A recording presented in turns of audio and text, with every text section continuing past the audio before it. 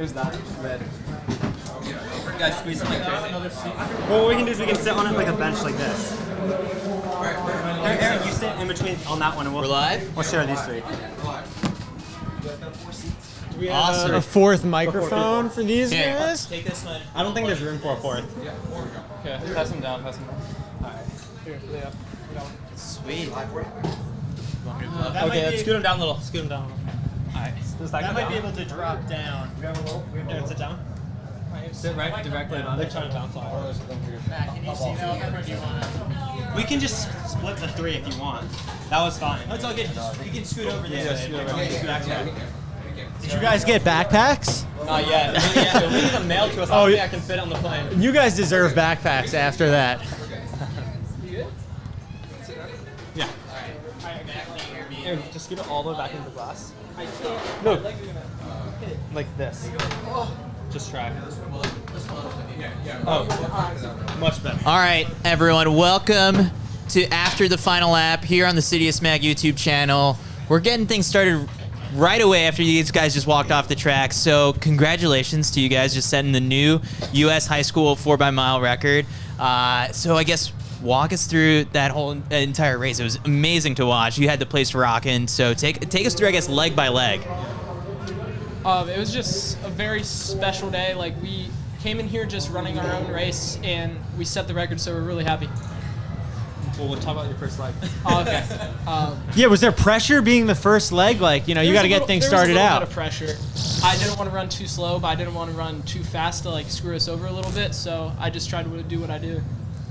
Is it weird starting so far back? You know, obviously Yeah, you're used to starting at the finish line, or at least close to it. Here you're a straightaway away. It was a little weird, but, I mean, it's not too bad.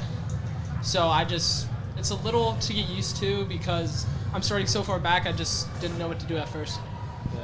Yeah, it was a little confusing watching him on his first 200 because I was trying to keep track of like the splits a little bit, and I see him come through like the normal finish line, and it was like 37 or something. I was like, "There's no way!" And then I remembered that it was like he started like 40 meters back or something like that. So that was a little bit, you know, that eased my mind a little bit.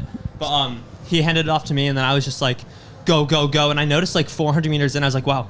My legs feel a little bit more clogged up than I would have liked, but I think it kind of like mellowed out throughout the race. Like it kind of like stepped up, and then like the pain kind of leveled off for a bit. So I felt pretty good for most of it. And then I saw Sean giving us the thumbs up. Oh, you're good, or come on a little faster. And then he was like, let's go, let's go, let's go. Like for the last lap. So I was just trying to give it everything I had, and I gave it a Lex, and I think he really took it from there.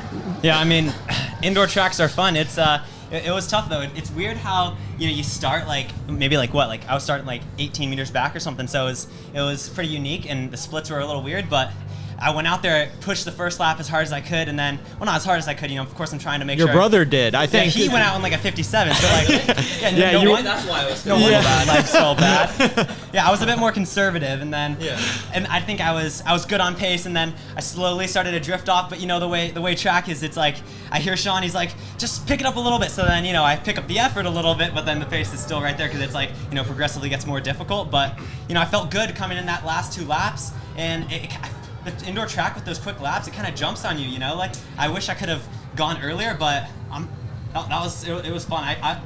I'd really love to do another one of these sometime, be outdoor with these guys, because it's a fun race. You've run indoors before, but one of you hadn't. One race ever. Yeah. You never even run on an indoor track before until yesterday. Yeah, yesterday I got like 2 laps yesterday, and that's the first time ever. It was so weird. The banks, I feel like I'm gonna like run into the ground the way it's like banked. It was so confusing.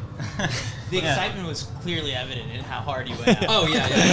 And the lack of experience. I saw him. He looked like he was hauling. Like I thought he was like a sprinter for a second. He was just. You looked like you had a lot of speed in your legs. And then finally, the big man coming out, taking that anchor leg, looked very composed from the get-go. How did you feel? And like, did you know where you guys were at or what you needed to do? I mean, I saw the time when Lex handed it off to me roughly. But, just starting, I got the only normal, like, split. I was, like, from 409 meters back, or 1,609 meters back. But I still had no clue what my splits were.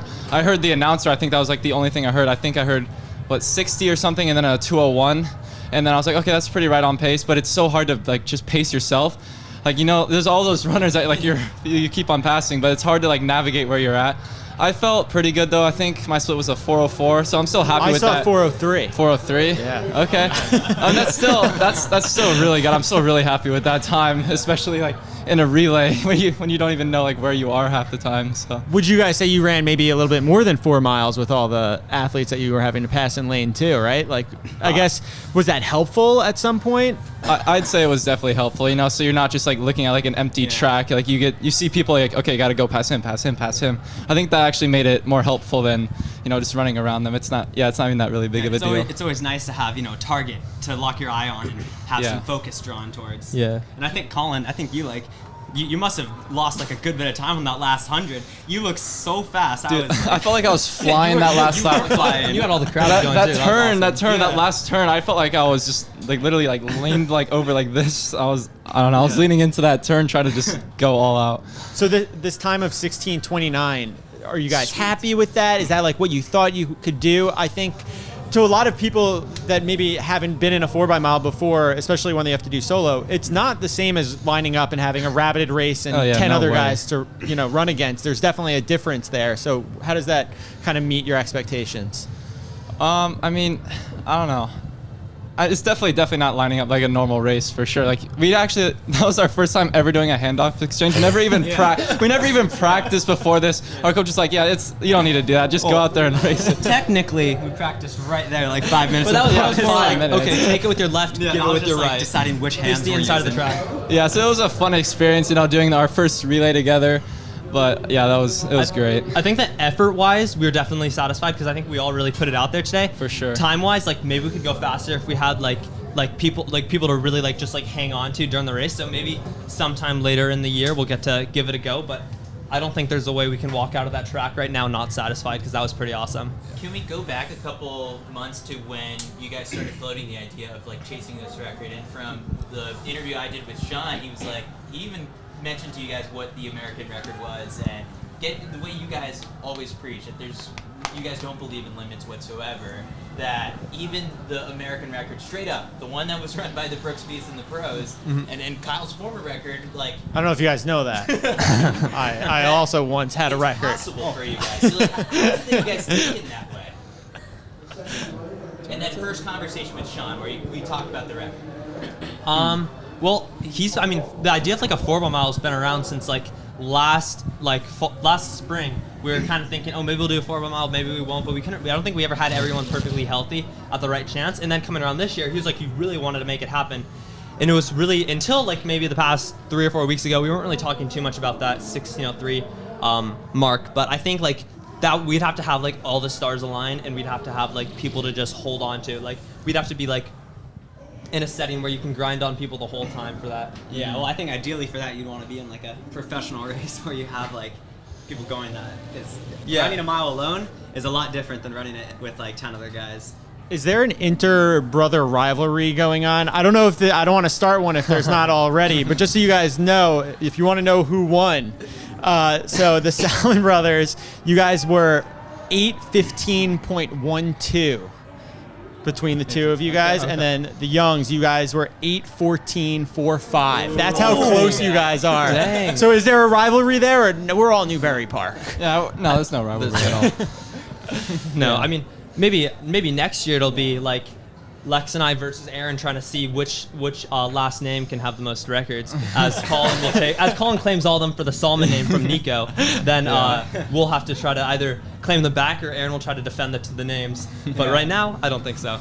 Do you guys still get nervous when you guys race other high school kids? I know you were the last ones announced. I mean, the biggest cheers of the day so far, I think, were for you guys. Like, does any of that add any sort of pressure when you guys have to race at that point?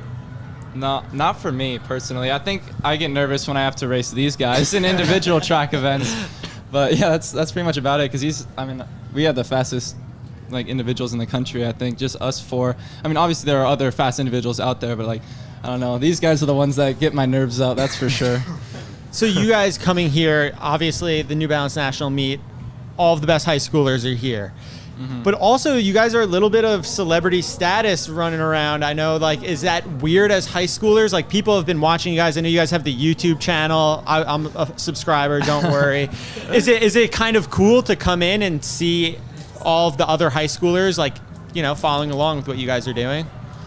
I think it's awesome. I don't think it adds to the nerves too much, because I think, at least for me, over the past couple years, I've tried to really drastically change my mindset in the sense from thinking of it as a trial or a competition, or some place where I don't want to screw up, as much as it is there's vast competition and all of that, but it's I try to think of it we gotta just be excited, have fun, and having everyone around there trying to wanting to take pictures, say hi, all of that. It makes it that much more fun, and it makes it feel more like a interactive social thing. And then especially having the YouTube, for me, it's making a video before the race. It's this really great balance where I'm still doing all of my stuff before the race to prepare, and if anything, I'm doing it better because I'm also trying to document it. But documenting it helps keep it, and making it for the YouTube video keeps it really fun and exciting. So having all of that just makes it I think it brings a really great mindset to the whole process of racing. And So how do you guys celebrate something like this? I know 3 of you guys were here a couple months back. You guys went out, got some pizza, hung out around Times Square. So what's the plan tonight? Well, Aaron and I still have an 800 tomorrow, so we can't really do that That's much. right. But I think the youngs want to go out and explore the city. So. Yeah. We're hoping to maybe see a little bit more of the city, get some good food this time, maybe something a little bit more exotic. I'm not sure yet. I love Indian food, but my mom doesn't really want to go get any, so we'll see what we find. But definitely something more exciting. So is there a workout after this, or do you guys probably not for the ones that are? Oh no, racing? We're done. You're done. All Yeah, right. we'll do an easy shakeout tomorrow, and then maybe Maybe a workout Monday though. maybe a workout long run sort of thing Monday. But Yeah. Awesome. no, Well, I'm no, we're done for the day. It's time to walk around, watch the races, have fun, maybe explore the city a little bit, get good food, finally get that muffin I want. What other events and races are you guys looking forward to this weekend? I'm looking forward to watching that individual or the championship mile. I think that'll be really fun. There's a lot of fast names in there, and just to watch it would be really fun. Definitely. Yeah. And the 800 with Colin and Aaron, I'm really stoked to see how they do. I know it's gonna be a fast race, and especially on the indoor track, it's gonna look even faster. So. Aaron, I see that you have to lead a lot of the workouts all the time. Are you gonna? First off, why do you have to lead everything? And then 2, are you gonna lead this 800, or you're not gonna? You're gonna keep that close to the chest till tomorrow. I usually lead the faster workouts because all these guys say I have the most raw speed. But in the 800 tomorrow, I'm maybe going to take the lead. I don't know yet to see just how fast we go out. So. Yeah, you can take it for the first half. Oh, no, Colin, if you want to take it, you can. No, he's gonna wait till 10 meters to go, and then You better watch your back. he'll take the lead right before the the piece of paper that you finished through. Did you guys watch Nico race? Yes. And then he's coming back later shortly. Is that what your cooldown's gonna work in around? What time is his race today? Because I know we want to It's roll. the same. It's 6:05. What time is it now, actually? It's 5:40. 5:40. Wait, right now? Yeah. Oh man. Well, if you guys want to go cool down, thanks for immediately coming Yeah. in. I can't believe you guys sat down with Yeah. us so soon after. Don't lock up, especially if you're racing Yeah, tomorrow. I know, right? Awesome. Yeah, Thanks thank so you much guys. for joining us, guys. Yeah, thank you. All right, Yeah. thank you. All right. Do you know That what was the fun. individual splits were? I'm actually curious to see what I ran. So what Yeah, I he's got saw them right was 411.3, 406.8, 407.6, 403.7. Okay. Nice. But it's maybe everyone has slightly different splits. I know out there it Yeah. could be confusing. We'll see what the Armory has for official. That's awesome. Sweet. my spikes on. And now We have other guests. We have other guests. I love this. It's just a nice carousel of talented runners. Can we get a Well- photo of you guys? Yeah. Oh yeah, go for it. All right. The Newbury so Park boys are asking for photos of our next guests. people know who it is. Our special host for this one, since the people requested that Matthew Centrith never come back on our Reasonable. airwaves. Olympians, Emma Coburn and Cory McGee will be joining us very shortly. No, it's all good. Don't you go nowhere in 10 seconds.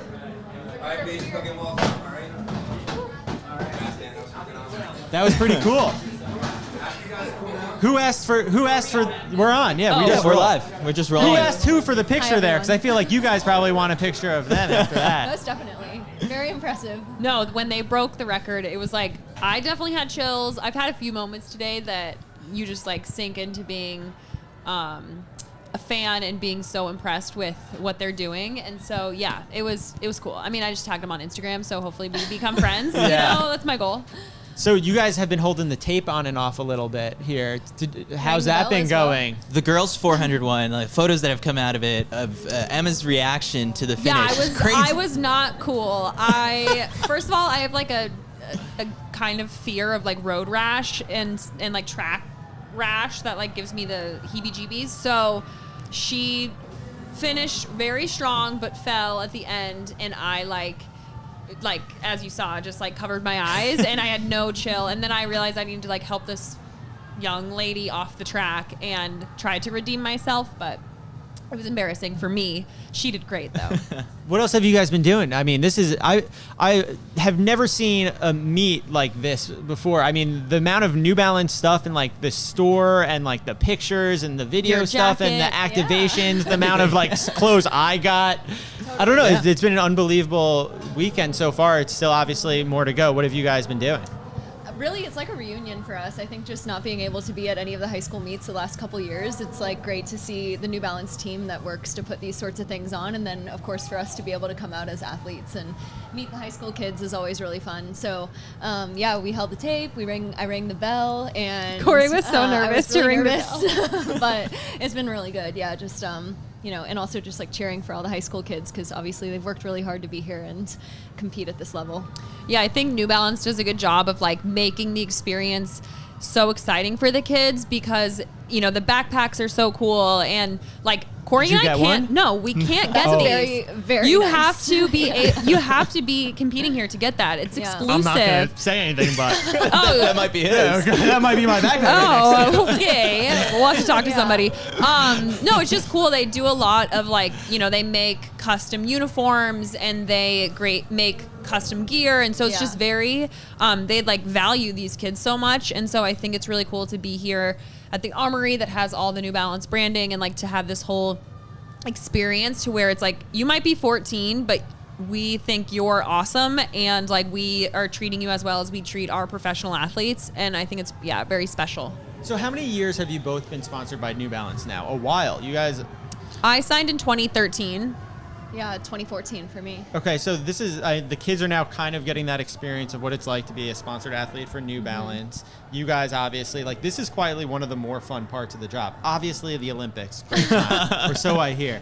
But this is like coming here and being a part of all this is really like a little perk that I think a lot of people maybe don't think about. Yeah, absolutely. No, it's exciting. Like when we get told that we're like invited, it's always an exciting thing because I mean we get to see everybody and like usually when we see the team it's at races and so we're like kind of like a high and by. So to be able to like actually relax and hang out with the New Balance people who like help us with our job is special. And like I've never been to the Armory as a fan, and so that's super fun. I've when Cory and I get invited to high school cross country nationals or here or the New York City Marathon, like the events that New Balance sponsors, not only is it fun engaging with the kids, but like Cory said, we actually get to spend time with the New Balance team that makes all this stuff happen, and the same familiar faces for the last like 9 years or whatever for me. Yeah. It's been really, it's always fun. I mean, We you love guys it. have billboards all over. the place. Yeah. Cory and I do. Yeah, you guys are like they're on the second floor. Yeah. back over there. And some downstairs, yeah. Armory I've heard billboards. there's a test to figure out what percent of one of us you are or something. No way. One of the kids just came up to me and he was like, wait a second, I think I'm 40% Cory McGee. It's like 23 and me. We should go do it and be like, what percentage Emma are I you? know, What but you percentage? might get me. I Like, know. It's like, knows? this could be cool. So who were the athletes? Because you guys are the pro athletes for them. Who were they for you guys when you guys were coming up in high school? And Oh yeah, like We were Foot talking Locker about back this in the last day night. or Yeah. something. Who were the pros? It's funny. I have like this really distinct memory of being at Foot Locker my freshman year and going. I like skipped the line, which is I hate to admit it, but I went the opposite direction in line because I just wanted to get Kara Goucher's signature. And like even now, I mean, she's such good friends with Emma, and I'm like, hi. Cory and I will talk about it, but Cory and I had very different high school experiences. Like I didn't really, I wasn't like deep in the sport until I really got into college. And when I was in when I was in high school. Sorry. No, Sorry. all good. I think we have more athletes Okay, potentially great. coming in soon. Which Great. obviously I would we love need you that. guys. Yeah. I'll bring them water. The Newbury Park boys were so thirsty, so I brought them some waters. So when I was in high school, I didn't really, I wasn't a huge fan of the sport. I didn't really follow it closely, but I remember Flow Track, I think, did a series with Adam and Kara. And my dad, and this was like 2006 or 7, and my dad was like, there's these runners and they went to CU, and this is a video platform that shows a video of them making dinner or something. And that was like my first like exposure to Kara, and she then from then started being like someone I looked up to. And then going to Colorado, coming in, I really looked up to Jenny Behringer Simpson. But yeah, this is like a whole new world. If I go back to my like the home I grew up in now, I have like autographs of all these people who I now like occasionally see, and I'm just like, yeah, if only they knew like the lengths I went to get their signature. Cutting the line. Years ago. That's so unlike you. You're a big I know, like rule follower, I care so a lot that's about lines, but Yeah. not on that day. So we've got, I think, another guest that's going to be joining us shortly. We could just pull up that chair and just scoot everyone Our down. 400 meter champ. Oh yeah. Wow. That was a very Justin. exciting race. Come on in, dude. You should show your New Balance kit. I see it under there. Yeah. Yeah. Reveal it on film. So yeah, you Here, pull you that chair pull up around. next to Yeah, just Cory. pull it around, yeah. I'm Cory. All right. Good job. Hi, Emma. All right, Justin Braun, our 400 meter champ today, 46.21 out there. Justin, all the way from Ohio. How are we feeling? I'm feeling good. It's my opener, so. No way. Yes, it's my first 400 of the year. How did you qualify? So I ran a 300 at the VA Showcase in January, I think, but I ran fast enough, and I was, I forget what they did. There's like a 300 time you have to hit, and I hit the time, so. How fast did you run? I went like 33.3 maybe. Wow, I didn't know they made 300 times that low. Yeah, I was definitely looking for a faster time there, but I actually ran 3 events in one day. I had like a 60 prelim, a 200 final, and then I had the 300 as my last event of the day. And I was like, I was looking for like a 32, feeling good, but I get to that last 100 and I was like, ooh, I feel there's other events now. So, I mean, I'm definitely happy to be here because of that. So. Is that an outright PR? No, I ran faster my junior year actually. Please tell. So I actually ran against Jalen Slade, who is now a professional. He ran like the number 2 all-time fastest 300 that day. So the competition was definitely there. It was a fun race because he's a good friend of mine. It was like a solid group of us who've just like all been running against each other since freshman year, just competing against each other. He's one of those guys. So it's good to see him doing great. Good to run fast times with him. But I'm just sad I'm not going to get to get my revenge. Yeah. I mean, You pro, will in but- the future. Don't worry. Oh yeah, give me a couple of years. I'm on it. So you're a senior, right? Yeah. Where are you going next year? I'll be going to the University of Southern California. Oh. What made you choose that? It was mainly the coach. With the coaching changes over there recently, because Coach Carroll was the head coach as of like the last year, which is a huge change for someone like that to leave that program, and which was a huge kind of blunder to my recruiting, I want to say, because I'd talked to her since literally since I could start talking to coaches. It's a long process. Yeah, For those I who was- haven't gone through it, Yeah, it's I really... was talking to her through the Yeah. whole time, and then she's like, "Yeah, I'm actually leaving your favorite school, Justin. My favorite coach is leaving my favorite school." So I was like, "Wow." But I still thought Quincy was my guy after talking to him. I think he's a fantastic coach. I think they have a fantastic staff to support me around there. Coach Carmelita Jeter, she's a medal. She's like, Ever heard of she's her? Done, Yeah. she's done everything if you don't Yeah. know about her. But she's the short sprints coach. I think she had a guy win the 60 today actually. The results are pouring in right now. Yeah, as- there's so just much going on. So much track today. So we have 2 Olympians here. You guys had decent college careers. What advice would you give a high schooler on their way off to college? This is boring, but I think if any high school kid coming into college, you really have to maximize and learn like really great time management skills. So I don't waste time. Don't just you have to be on it with your time. Is this from experience? Like, no, you messed it up in the beginning? No, I crushed it, Kyle. But Cory knows, and she's laughing because I am obsessed with time management skills. But I think people can get overwhelmed with school and training and new environment and sleep and dorms and social life when they just say yes to everything, do it all. And so I think you really have to manage your time, say no to things that aren't going to, totally amplify you as an athlete or a student athlete. But you're gonna be great. I mean, if you've done things I've never done, so whatever you're doing is great. Thank you. Cory? I would say one piece of advice that was given to me in college that actually helped me a lot was if you're at the track, be at the track, and when you're in the classroom, be in the classroom, because when I was a freshman, I would go to practice and be stressed out about some assignment that I had, and at some point, one of my friends just pulled me aside and was like, "You're at practice right now. Think about practice."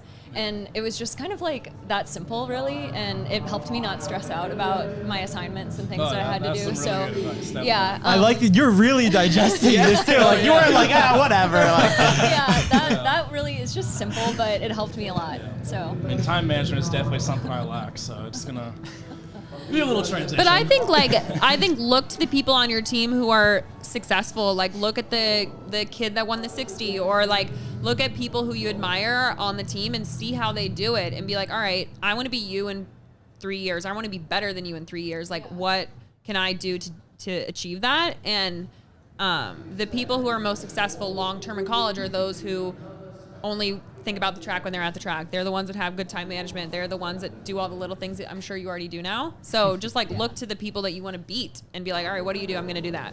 Yeah. Be a sponge. Okay. We always say that, even on our team now as pros, it's kind of when you're first joining the team, just be willing to learn and soak up all the information. So anyway. You're going to crush it. Thank you. I appreciate Do you it. want to be a pro? Is that the long-term goal I here? would love to be a pro. Very cool. I don't even know what I want to do, so Yeah. I feel like being a pro is my best option.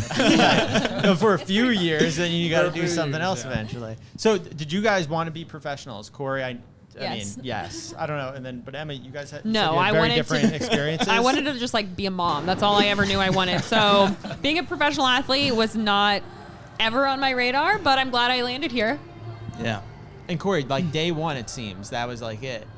Yeah, I mean, I've told the story before, but I was pretty young when I saw the Olympics, and I was 12, and I just was I want to do that, and I didn't really ever think about anything else. So, yeah, it's very predictable. I haven't changed much since 2004. So, Justin, before we let you go, who are your favorite pros? Who do you look up to? Who are you Besides following us, on I Instagram? mean, Mine, yeah. yes. This is probably a pretty predictable answer, but Michael Norman, Yeah. Rye Benjamin, Yes, Allison Felix. Those are our Isaiah favorites Jewett? too. we're big fans. Isaiah Jewett. There you go. I was I Yeah, think he's there one was of the guys another I haven't USC had a chance guy. to meet. Yeah, he's great in the 8. A little too far for me, but definitely someone to look at. Are you wearing this crown on the plane back to Ohio? If I don't lose it. All right. Yeah. Love it. Awesome. Well, Any more races this weekend, or is I have that the 60 tomorrow. very cool? Yeah, I'm real excited for that. Can you pull off the double? Yeah. love it. Love it. I mean, Calling I'm your shot. the top seed coming in, so I'm excited. Hell yeah. Awesome. Love to see it. He's going to college next year. He's got to be ready for the HE double hockey stick. Well, Justin, thanks so much for joining us. I'm definitely going to be tuning into the 60 tomorrow. Hey, Yeah, good thanks for having luck. me. Yeah. Thanks, guys. Thank you. So, Cory and Emma, what is the most common question you get from high school girls or high school boys at meets like this?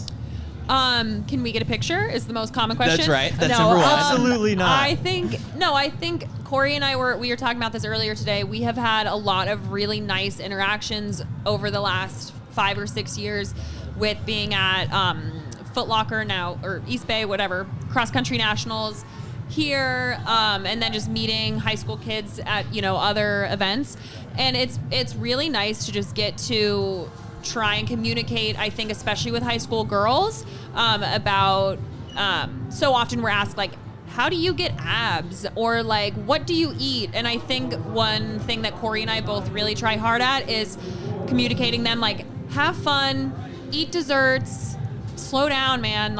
You're to be your most successful self, you're going to need to relax a little bit and fuel your body well and like enjoy it. And I think that's pretty most frequently what we end up talking about with the young girls especially. Yeah, I agree. That's often the question that even like through social media that we end up answering a lot. But and it's, you know, it's challenging. It's one of those topics that like we want to talk about because we want to see like the kids that we're meeting at high school nationals like run through college and beyond. So that's an important conversation. But another one is also like just talking through recruiting. And I feel like that's usually if we get like a one-on-one chance, and that's often something that like I feel like high school kids who are looking at multiple different colleges almost feel bad about being stressed out about it. And it's almost always a conversation where I feel like I'm giving them permission to be stressed, because I'm like, honestly, it is stressful. It's a really big decision, and like just because you're getting offers doesn't mean that you can't feel stressed about it. And they're always like, I guess so, like, thanks for saying that. So I really like talking about college recruiting with kids. It's like a very fun conversation. Like a sorting hat from Harry Potter that you could just like sit down and be like, There really Florida, and then like that's the end of the process. Yeah. Exactly. Yeah. When you guys have as many followers as you have, like there's probably so many of these high school girls reaching out via DMs. Like how many DMs do you get? Yeah. And how do you there's choose that. who to Also, respond like, to? yeah. Like it seems like stressful. Right.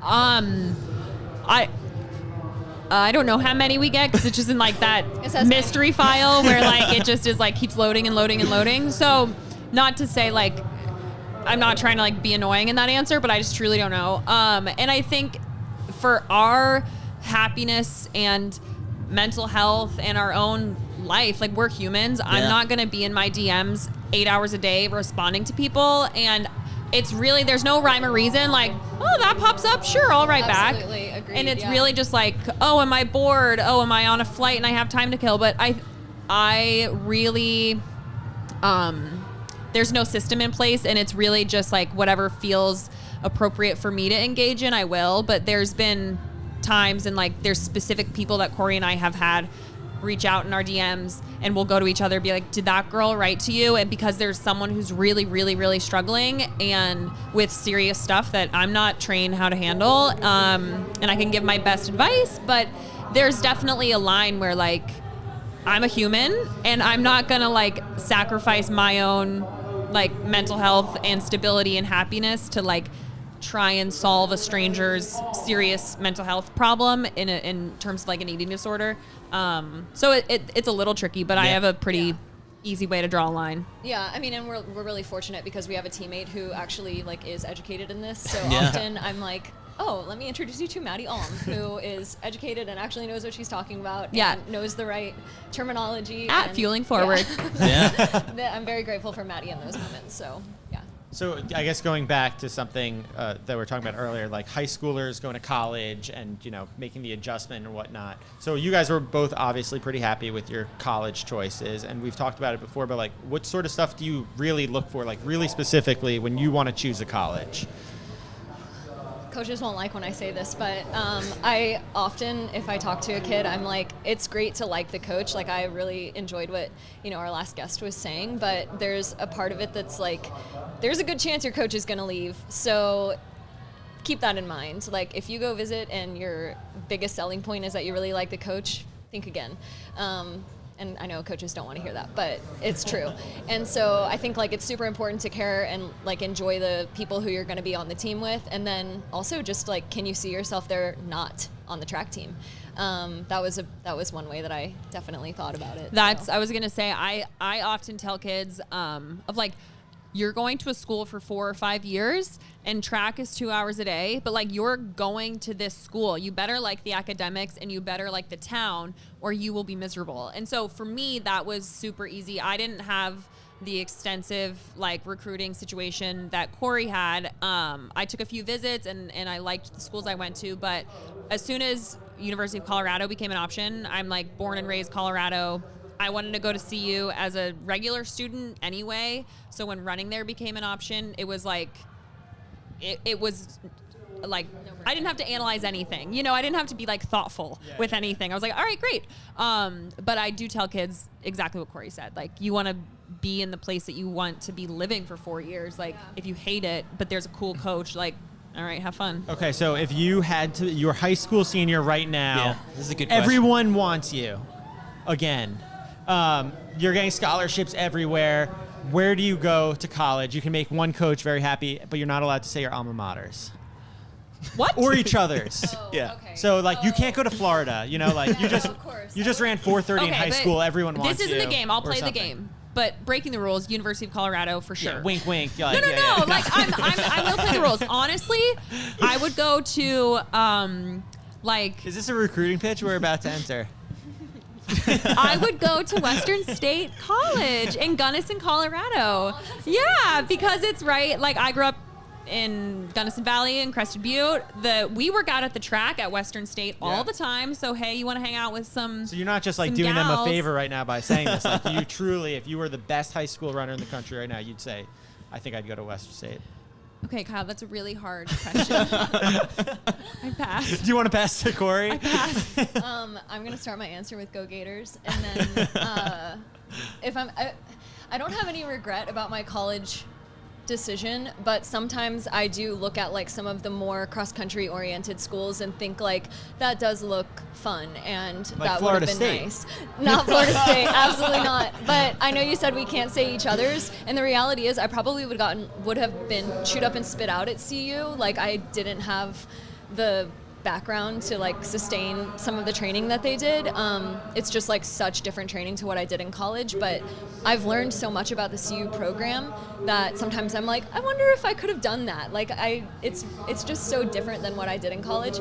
But I also know that wasn't a fair answer, so I'm gonna go with Where are your friends maybe coaching? UVA. Yeah. Wow. Yeah. You just love Charlottesville. I love Charlottesville, Cory- and that's where my boyfriend went. So what are you gonna do? No, but if I Scenario, was you're like 17 and you guys haven't met yet. I know, but I visited, and now I have like a little UVA pride. Yeah. So, and I mean, they're gonna like have a pretty serious track situation there in the near future. they I already think. did. Yeah. That was my number one for like much of high school. I took a trip there, Yeah. we could have been teammates in another universe. Yeah. You know? What put you over the top to choose Columbia? No one offered me scholarships anywhere. So I was like, well, I might as well get the best education. Okay. No, but actually, I didn't want to go to Columbia. But my mom was like, you know, typical Long Island mother, you have to look at one Ivy League school. And so I was like, all right, I have a few friends on the Columbia team. It's not that far, not that big of a commitment to just go in for a weekend and hang out with them. And I got there and I was like, oh, shoot, like, I think I just accidentally found where I'm going to school. And so. It is nice though when you take a trip. I think high school kids, like when you go on a recruiting trip, like I did like pros and cons list and all of that so I could like remember it. But there is a feeling of like this feels like the place I want to be. Yeah. And when I took my recruiting trip to CU, it was a blizzard and it was like we ran on the creek path in the middle of a storm and it was like actually a kind of crummy recruiting trip. And even then I was like, this is where I want to be. I want this in my life. And so it is, sometimes you do have that feeling where it's like, no, this is great. I'm going to go to Columbia. You can see the culture, and that's why I think like actually going on the visits is really important. Is you meet the team, like the coaches will change, but the culture does stay Totally. the same more or less year after year. It's a very slow shift. Or even if you go, like Cory said, like the people on the team, like if you get there and you're looking around like, ooh, this doesn't feel right. Like the girls, there's, you know, very clearly an eating issue on the team, or oh, I don't love this like cattiness, competitiveness between, like you can sense that vibe. It does get like, yeah, and it passes And you're like, ooh, down I the don't want to be generation. around If this everyone's for really 4 competitive. years. Yeah. Like, no. Agreed. All right, so Catch us up on what's been going on lately, I guess, with you guys in training. How's everything been going? Cory's gonna have a way more interesting answer because she actually raced Yeah. indoors. I came off the Olympics really fried and messed up, and so it took me a long time to just like, I was really gentle with myself and my training and just kind of took the time I needed for my body to feel right. And I was planning on doing indoors, and then I was like, I'm not quite where I would like to be to actually be competitive. And so just made the choice to like kill the indoor buildup and really just, this is Joe's favorite song, guys, Africa by Toto. Sorry. Fun fact. hopefully they can hear that at home. Anyway, oh yeah, sorry. Yeah, Mac, amplify that sound.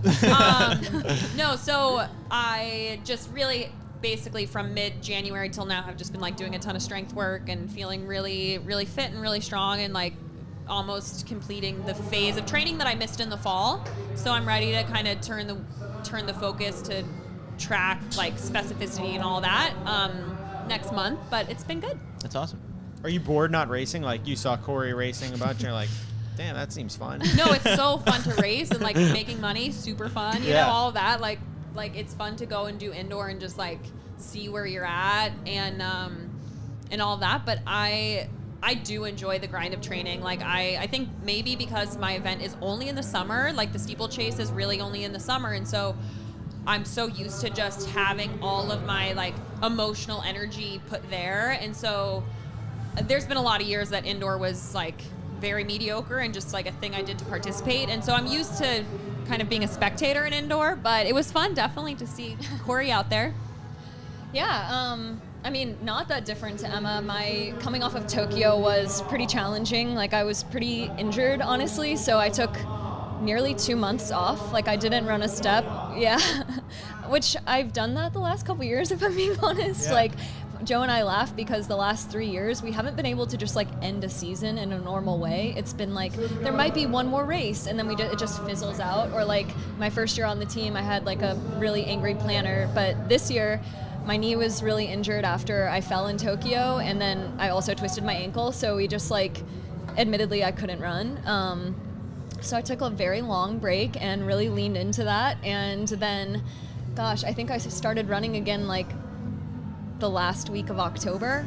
Started like shuffling along, and then got to Colorado on November 1st and just was like very aware of the fact that I was gonna be in a lot of pain in training, and so just like tried to tag along. And so it was a very slow burn. Like November was super challenging, just like following the girls around, and then December obviously started to like think about indoor and try to get into like a state of mind where I was ready to race. But truthfully, it was funny to like be back at the Armory today, because when I was here for Melrose, it was a pretty ugly race for me. So anyway, putting that one behind me, and then just tried to like focus entirely on indoor nationals, and felt like I turned my season around a little bit there. And then, yeah, just have been training out in California for the last few weeks, like enjoying the sunshine. Yeah. Something that I think that a lot of non-professional runners or non-Olympians would maybe be surprised at is like how bad it feels when you're coming back from training. It's like very those hard. first 2 months, you're learning again almost. Those first few steps. It's like right? when people talk to all of us and they're like, oh, you're a runner? Like, I hate running. My body doesn't like it. And I'm like, no, it's just because you've never gotten, like, we hate running in October also. Surprise. Like, it's really it takes hard time, big time. running when you're out of shape. And then you just have to commit to it. And then you get in shape, and running's super fun. Absolutely. I think, Cory, one of the big things that was awesome to see was just like how open you were about in the process after the Olympics of like acknowledging like there's this big Olympic hangover that people go through, just like the mental health check that you kind of have to keep in mind, honestly, because you've been working so hard for this huge moment. It happens, and sometimes it goes your way, sometimes it doesn't go your way, and then after that it's like you have to pick up the pieces again, and the next one is in a couple years. And so how did you sort of navigate that? And also, I guess, Emma, for you, having gone through it multiple times, each one of those must be different, right? Yeah, I mean, first of all, it's easier to do it when you have teammates that you're around every day who have done it before. But I will say it was funny. One day, Kyle posted on Instagram, what should the topic for this week's lap count be? And I started thinking, I was like, should I tell him, like, post-Olympic slump? That was one of the easiest part of never making the Olympics, is like just not having to deal with that. Also, like, you would think that, oh, it's not going to happen to me. I love to run. Like, that was my mindset. And truthfully, like, I definitely felt it. And I think it's because you spend so much time imagining, like, making the Olympic team, and then maybe it happens, and like you're super thankful and excited for what's next, but you don't really, for me, I hadn't really thought that far beyond it. It was like, I just want to be there and like see what I can do. And really the biggest thing is like you want to then see how you measure up against the best in the world. So if you don't really get that information, it's kind of a weird feeling stepping back. You're like, I don't actually know that answer, even though I went. So that was kind of the hardest part to figure out afterwards. And like I said, I mean, just having teammates who have been there before, it's easier to sort of like key off of how to come back from it. And I guess I kind of wish that I could have talked to someone who it was like their first experience, and maybe felt a little bit more like camaraderie through that. Because really it just feels like it's done, and like you get home and your family celebrated when you were away, and people move on really fast, and that's okay. But I think Tokyo was incredibly different than any of the other Olympics that I've been to, and so I think a lot of the emotions that Cory went through were probably more common at Tokyo Olympics than any other Olympics, because your family's not there. You can't do anything in Tokyo. We're confined to our either the dining hall or your dorm, which is 10 by 10. It's tiny. And so it's a really isolating experience. And then, as Cory spoke to, like, if you didn't, like, she got knocked down in a race and really jacked up her knee and ankle. And so it's not even like, in my experience, I had a bad race that was no one's fault but my own. Whereas, like, Cory didn't get the opportunity to, like, really test herself, and she had no control over the situation. And so I think that's like, womp womp. no, I just Sorry to bring it up, Cory. I'm just saying, like, it's more like, Max, the box of tissues. no, I don't mean to be like rub salt in the wound. I just mean like it's like all the stars aligned to have it be a little bit more of a hangover in that situation. But for me, like, all of my Olympic experiences were so different. My first team I made in college, it was London. They nailed it with the village, the fans, the venues. My family went, Joe's family went. Like, it was just epic. And then Rio, I came in like very focused on a medal and didn't really engage in the Olympic experience. In my mind, it was like just another track meet. And so I definitely, like, that experience was so different than London. And then, but awesome. Again, family was there. I raced well, all of that. And then Tokyo, beyond my performance there, it was just weird. Like, the COVID environment was really, really challenging and really isolating. And the weather was the most uncomfortable physically I've ever been in my life. There was a monsoon. There was a monsoon when we were there. like it just, growing up in Colorado, just it's not, the humidity there is not for me.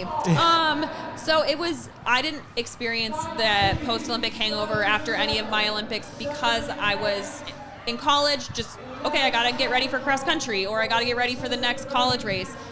Then after 2016, I had a Diamond League 2 weeks later. So it was like, I gotta get ready for my next race. And then after this one, it wasn't like the post-Olympic hangover. It was like, my body is in crisis. I need to figure out what's going on. So I couldn't even think about my emotions as much as like, just like focusing on my body. So it's kind of all over the place. Yeah, because I feel like sometimes in general, like, coming off of a good race and a bad race, very different emotions. And you come off a good race, sometimes you almost just want to chill and like let it marinate and enjoy the good race for a while.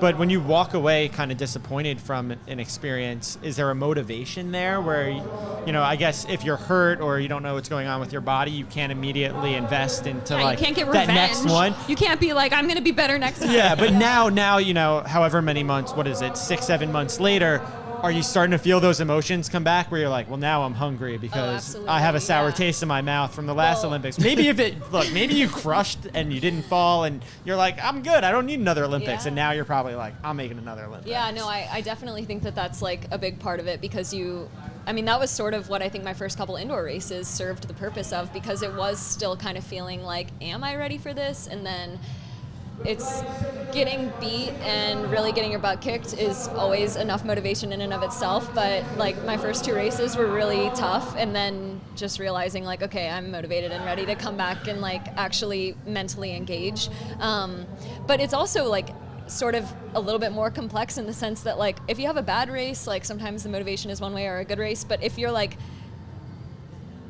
having like the best experience of your life, and then like, so you're like at the pinnacle of whatever it is that your goal was, and then while that's happening simultaneously, like something heartbreaking occurs, then that's like a whole new territory where you're like, I can't really be mad right now, but like I'm sad and happy at the same time. So that's like just weird emotions to figure out. So bringing it back to high school a little bit, is there, and I don't mean to like, call it a terrible race or anything, but just like in your high school experience, was there any race that maybe is a funnier experience for you guys, in which like things just went like completely the wrong direction? It was a disaster. That, I like, ran maybe a story to backwards. share? I ran backwards in a 2 mile once. On a track. On a track. So in high school, I was a bit of a head case. I don't know if there's a more appropriate term for it, but I really struggled with like my mindset, and I was just so scared of like putting myself out there and failing. And so I had plantar fasciitis that was genuine, but I like really would just be wimpy about it. And like if I was in a race and my feet were hurting me and I was also like aerobically struggling, I would just be like, my feet hurt, and I'd drop out. Like I loved using that as an excuse. And so I was running a 2 mile once, and my dad was at the 100 meter mark, my coach was at the 200 mark, my other coach was at the 300 mark, and I'd get to each guy and I'd be like, I need to, I'd be running, I'd be like, my feet hurt, I need to drop out. And they're like, no, you have to like keep going. And then I'd like run And you were backwards. not wearing New Balance at the time. No, I was not. I won't. That would I never won't. have happened. No, I promise they were not New Balance. But no, I then would like run backwards while I was fighting with whatever coach or man that was, being like, no, I need to drop out. And then I turn and start fighting with trying to convince the other guy at the next 100 mark what I was gonna do, and then we'd have a conversation and I'd run a little backwards, and then it would go around the track like that. So I probably ran like every 50 meters I would run forward, and then 50 meters later I'd run backwards to like continue my conversation. And I ran like 12. I ran like in the 12s for my 2 mile. So running backwards, I think that probably is like a world record.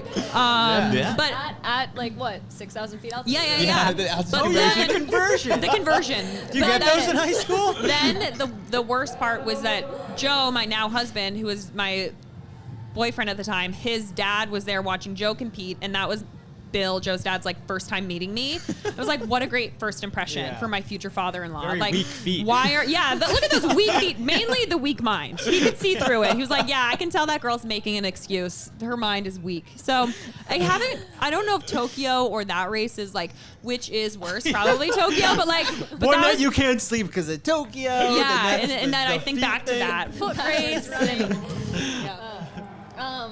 I haven't ever run backwards in a 2 mile before, but I have missed a race, and that was probably the worst feeling. Was it a big race? It wasn't. It was and it wasn't. Like it was a big race, and I cared a lot about it. It was the Kentucky Invitational. Like I had gone up to try to get a qualifying mark to compete here at NSIC, and I was having an attitude with my dad that day.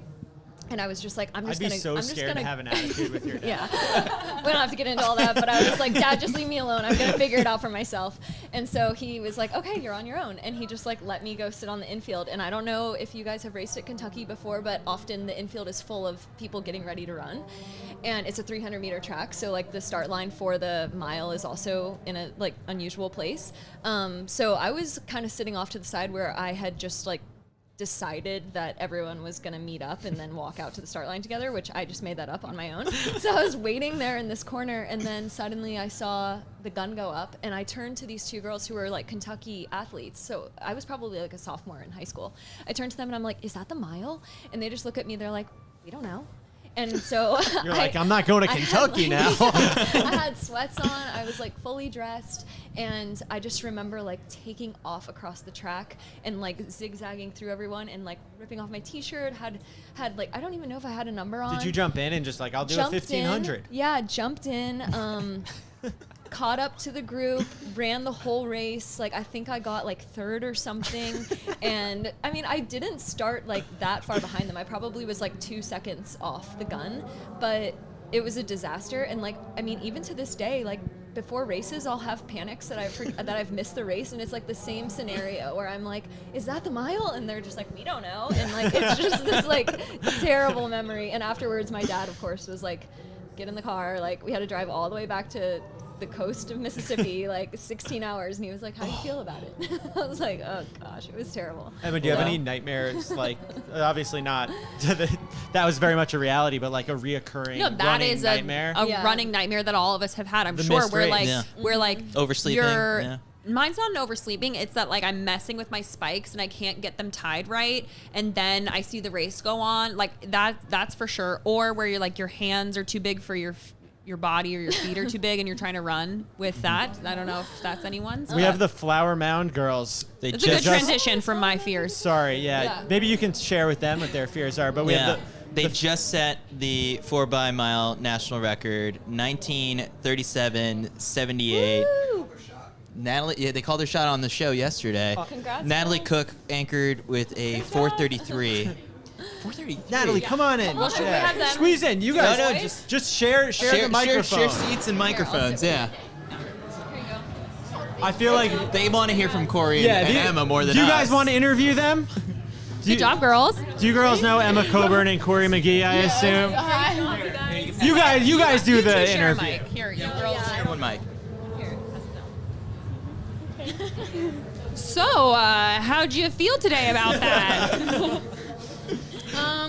I think we were all pretty nervous going into it. Like, we knew what the record was and we knew we were capable of it. It just came down to executing it. Yesterday, you guys called your shot. You sat down with me. You guys mentioned and floated out the idea. It's like, yeah, we're kind of thinking of the national record, and then Was it just broken somewhere else? That Wasn't it last night, won't be right? named? Somewhere that won't be named. So it was last night. What did it get down to today? I think it was 1936 or something like that. Yeah, 1936, I believe. Wow. Okay. So take us through, I guess, who was first leg, second leg. Let's walk through the race. I was first leg. Okay. How'd it go? It was pretty good. We knew there were a couple of teams that would give us a little bit of competition, and I felt this one girl like breathing down my neck the whole first half, and then I heard my coach tell me with like 800 to go to start picking it up, and I think I did and created a little bit of a gap. And I was the second leg. I went out pretty fast. And I wasn't sure, like, because I scared my teammates, like, getting past and stuff, and then I just dropped the hammer, like, the last 200. Yeah. So, yeah. Amazing. I was the third leg. I definitely had a lot of adrenaline coming off the handoff, but I think my coach told me we had a little bit of a gap, so at that leg it just came down to looking at the record. Natalie? I was fourth leg. I just try to keep the gap open, just keep widening it and try to get the time down. I felt a little bit tired from yesterday, but Why would you I was feel pretty tired happy. after something I was like happy that? with I was glad we got the record. So, go ahead. I have a question Yeah. unrelated to the incredible thing you just did. I love your uniforms with the flowers on it. Are you guys gonna like rock these later in the year? Are you gonna rep New I think Balance so. all the time? Cool. Just wanted to say we support that decision. For you guys, I mean, this is a cool chance. You guys get to sit next to two Olympians. I'm sure a little bit starstruck, but like, any questions for them about anything? I think someone might have floated it yesterday. It's like you guys were definitely looking for some advice of just like career or just like staying healthy, anything. I know I can speak for a couple of us here. Like, one thing I really struggle with is like pre-race, like anxiety and nerves. So anything I would on love that? to answer that. Gosh, so I cared a lot about running when I was a high schooler, and I definitely can understand like the pre-race anxiety. And I think something that always helped me was like just trusting the work that I had done, and not saying that you've like outworked other teams, but just like know when you're on the starting line that no one has worked harder than you. So that doesn't mean that like everyone there hasn't also worked hard, but just like reassuring yourself based on the things that you've done in training, that like if you are there among them, that you should like just find comfort in the fact that obviously you've worked really hard to get there. And I think like even as a pro now, we have pre-race anxiety, and there's moments where like I just tell myself my coach isn't gonna tell me something that isn't true. Like he isn't lying to me. So if my coach tells me like, oh, you're prepared to do this, then I just trust him and believe it. And then hopefully I can just go out and do the part of, you know, all of it that's my job, which is do it in a race. So anyway, that always makes me feel better. Did you girls get more nervous being as part of a relay, or is it a little bit less anxiety-inducing than doing it all by yourself? I think we each got nervous for like our individual leg, but I trusted them a lot. Yeah. So I think it was really yeah. fun having the whole Nerd team together. And I think it was, I would say, comforting too, knowing that like if I slipped up a little bit, I had 3 other people who could potentially like make it up. So Have you guys been to New York before in the Armory, or was this a first-time trip? I've been here first time. So you're like teaching everyone how to do the subway, and was it cool? Have you guys had a really cool experience Yeah. at New Balance Nationals? And the backpack. Armory, Yes, and the backpacks are so cool. Well, yeah, Yeah. was this one of the They better really did backpack outdo years? themselves. Yes. better my than the mom keeps the other asking, she's meet. like, can I borrow like your New Balance backpacks? Like, can I use them instead? I'm like, no, they're mine. Yeah. Was there anything you had to do between yesterday's race and like today's race to kind of like feel fresh for today? Like, what did you do in the last 24 hours? We just did a shakeout jog and just used normal tech and rolled out a lot. That's about it. Just There you stretch. go. The warm up outside today was it raining Oh, yeah. or It was snowing? Snowing. So- Spitting on us. Really? So Yeah, how, it was really cold. How long were you out there for? Oh, that's right. You guys are coming from Texas, so like the Yeah. snow is Yeah. totally different. Challenging. Me and Sam, we warmed up for like 7 minutes. Wow. Doesn't Is it- take that long to warm up. Did everyone warm up together? But there's like 15 minutes Yeah. between Yeah. legs. We tried to split it up. It didn't really work because we all like came together at like the same point when we had to like check in. So, but we tried. You guys are great at calling your shot. So like, throw out some goals for the outdoor season right now. What's on everyone's mind? I think towards the end of the year we have state, and I think the way it works is like the top 3 basically like from our region make it out. So I think it would be cool to get like everyone from our team. Yeah. Flower Mound sweep. Yes. Oh, That's a big there you dream. go. But we'll see. Around Texas, We'll sweet. see. Love it. Awesome. Well, you guys could definitely go get more pictures with Cory and Emma and hang out with them. Yeah. And thanks so much for joining us on the show. Unless you guys have some more questions for them. No? I'm just excited to root for you guys. I feel like you guys are going to be in our seats one day. Just keep taking care of yourselves, keep supporting each other, and you guys look great. You're fast. You're going to crush it. So Thank you. Thank you. keep it up. Awesome. All right. Do you Well, want a picture? Yeah. they want a picture, of course. We'll hold it down in the meantime. Well, no, we can still be here, Mac. Perfect. Great job, girls. I have a question. Are y'all going to be here on tomorrow? Yeah. Okay. So we were supposed to do a shakeout jog with y'all this morning actually, but we never ended up doing it because our coach wanted us to focus for a little bit. Would y'all be able to tomorrow morning, or would that be Morning we have a workout on the treadmill. that makes sense. But we'll definitely be here to hang out. We can't jog with you, but we can like hang out with you. We can. Okay. Yeah, we'll be here. Let's go shopping and downstairs the New Balance store together. We can go shop at the New Balance. We can foam roll together. All the things except run. Great job, you guys. Great job. Awesome. Congrats. Thanks. Congrats. That's okay. Sorry. Thank you. Treadmill workouts kind of like seems like the MO these days. Well, Colorado is quite snowy in the winter. I don't know if you've ever heard of like the mountains, but it's quite snowy there, and so yeah, we have some woodways, so it's just like a good controlled environment. And so tomorrow, the hotel we're at has some woodways, and our coach is very excited about that fact, so we can do our workout. And When you guys do treadmill workouts, what's the incline situation? Do you keep it completely Zero. flat, or I'm a do you? 0% girl. Really? I know everyone says you should put it at 1%. My treadmill in Crested Butte is at the floor is at like a 2-degree angle. floor is? like because it's a Who it's a laid this garage. foundation? I know. And so I'm running uphill when I'm there. So I'm like, if I'm not running there, I'm running on 0%. Yeah. Are you like right up on the front of the treadmill? Yeah, I or have the to back? turn my rings inside out because I am really bad and I hit the front of the treadmill with my fingers. I think someone like shared that on their Instagram story once when it was like a video of you and Danny maybe like on the treadmill and like Yeah, both like it was two different things. Danny was, I think, further back, and then you were like right up on it. Yeah, when I saw that video, I was like a little cringy, but I'm gonna stay me. Just put my rings inside out. Cory, did you even know about treadmills the first like 24 years of your life? I don't necessarily enjoy the treadmill workouts. I'm like trying really hard to adjust to it, but that also explains why I spent the last few weeks in California. There you go. Yeah. Well, and like she was like getting ready for a U.S. championship. You can't like run fast Yeah, I workouts needed and to do some spikes on a speed. woodway. What's Yeah. the Stuff. treadmill max out at?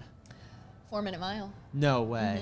The Woodway does. Yeah, Joe just told we me do that. it all the time. We do mile repeats at max Yeah. 4-minute mile pace. What's the music playlist like? Are you allowed to listen to music? Because you guys have multiple treadmills set up There's next to definitely each music other. happening. Oh, there's music, and I Drop a like playlist this. somewhere. This is when like Joe being my husband / coach. Like this is when I have like 2 reps left, and he's playing a song that I don't like. I speak to him as his wife, not as his athlete, and I'm like, Joe, Yeah, it's a different next hat. song, play Machine Gun Kelly, Bloody Valentine. Like, and that's really This the is most. Emma impersonating herself. Yeah. Sounds just like her. Yeah.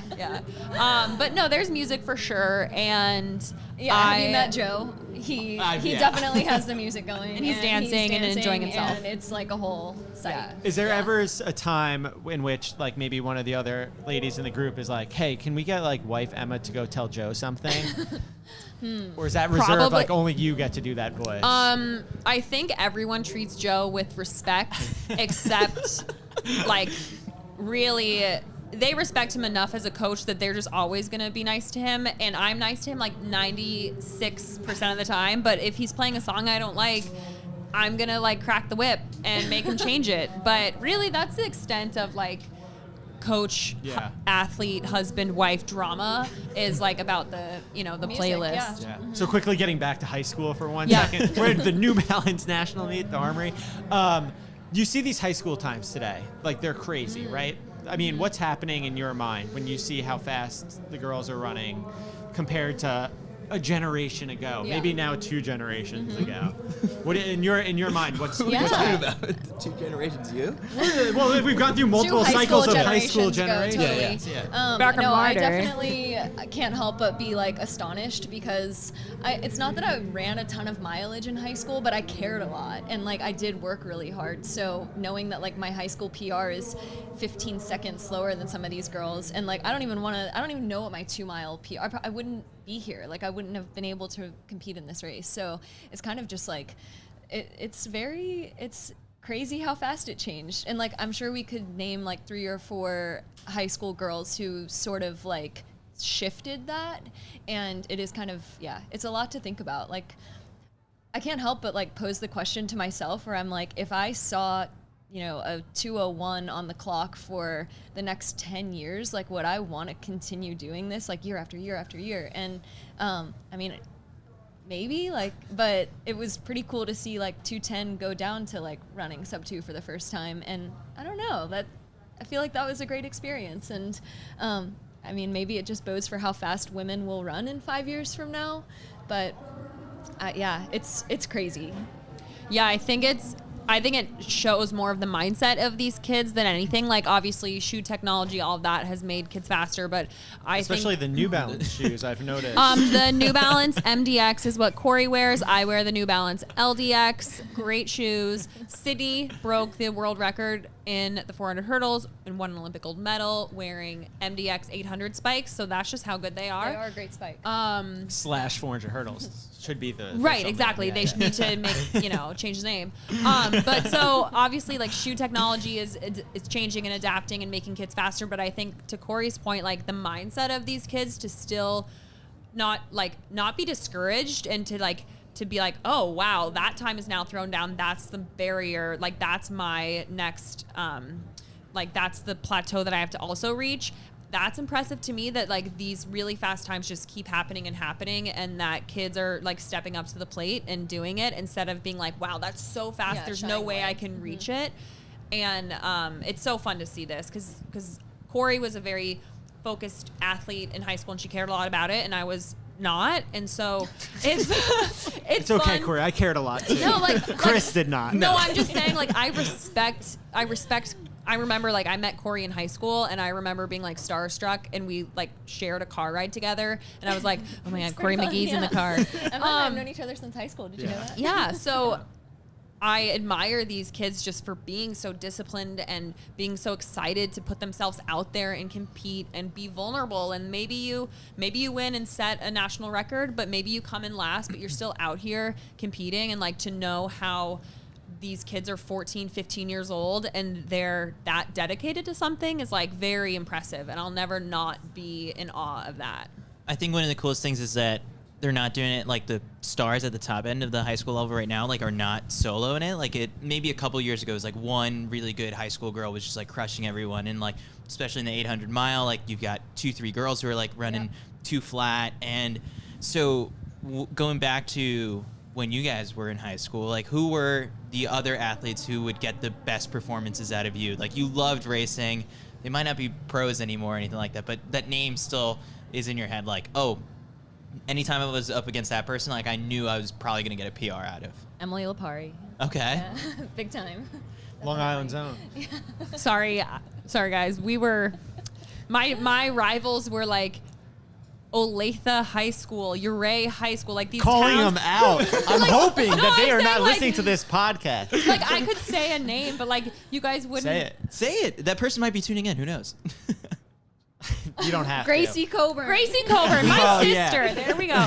I'm just like, that's how little running, like if I had a high school rival, it was like the Uray basketball team. That was my high school rival who like I wanted to beat. It had nothing to do with running. Like I didn't have like running rivals that I was like looking of like thinking like, oh, I'm going to become my best self because I'm racing this person. It's like, oh, I got to go run in circles. Ugh.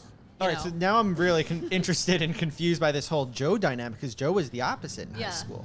Yeah, Joe was very disciplined. He loved running. He moved from Wisconsin to Crested Butte, Colorado to like pursue running at a higher level. And literally. Wow. And the show. And so we met my junior year of high school, and I started being coached by Trent Sanderson, who's actually coaching some athletes here, and Trent was Joe's coach. And so I met Joe through that. And Joe was like the first person I was ever exposed to that thought running was cool, and that thought running was like trying hard and putting yourself out there and like being vulnerable, and all of that was like he valued that, and I thought Joe was cool. And so I was like, maybe running is not just this suffer fest that like you go to a track meet and there's like you're under the tent and it's like fried chicken and you're just like waited like like as in like what track meets are you going to? Yeah, that is how the track meets in Mississippi were as well. But just like people weren't there to like be their best athletic self. It was just like you go and you're there with your friends and the bus rides are fun or whatever, and you're just like getting through the event, but you're not actually excited to be a runner. And so Joe really, I admired him so much that he started shifting my mindset with running, and I slowly became in love with it and started. It's cool to care. Yeah, it's cool to care. It's cool to care. Well, that's kind of what I would say if I can answer my own questions, like how I would hypothesize like the change. It's cool now, and like there's more things. Like you come to a meet like this, you're cool. You get the backpack, you go back to your school. Like people know what that's from. Mm-hmm. It's like, hey, I'm good at something, and I just have the impression that kids don't get made fun of as much for wearing short shorts as I did back in the day, and I kind of resent them for that. You have pretty skinny legs, though, Kyle. I don't know. And you should have seen them back in high school.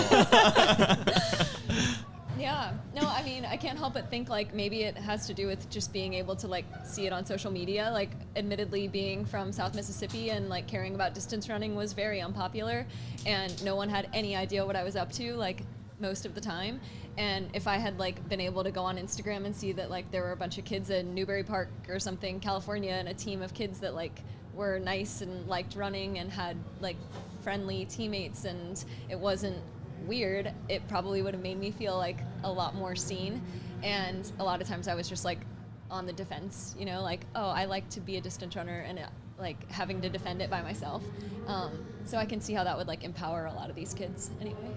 Yeah, I think it's like it's cool now. And then you also have, to your point, Kyle, like you go to a meet and you get the gear and you're treated like a professional. It just, there's a lot more, I think, hype and respect around like high school running than maybe when we were in school. Yeah. And you had really great experiences here in high school, but the the culture of running in high school, I think, is very different now, and it's very exciting to just like get to be a fan and watch. Yeah.